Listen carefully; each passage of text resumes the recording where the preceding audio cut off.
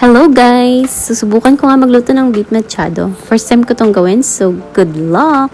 Minarinate ko nga muna yung beef ng 40 minutes sa toyo ng asawa ko with calamansi and some pepper. Then fry ko na rin yung mga veggies, carrots, potatoes, and bell pepper. After 40 minutes na marinate, prinay ko naman tong beef, then add garlic, bawang, tomatoes, and tomato paste. Tansya nga lang itong ginawa ko. Tapos halo-halo. Then, nag-add na rin ako dyan ng pepper. And then, nilagay ko na rin yung pinag-marinate ko ng beef. And then, nag-add na rin ako ng water. And then, puro and then.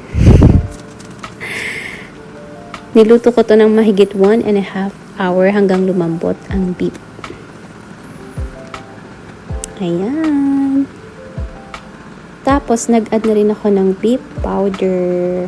Halo-halo ulit. Takpan. At hayaang lumambot. Ito na siya after. Masarap naman daw, sabi ng hubby ko.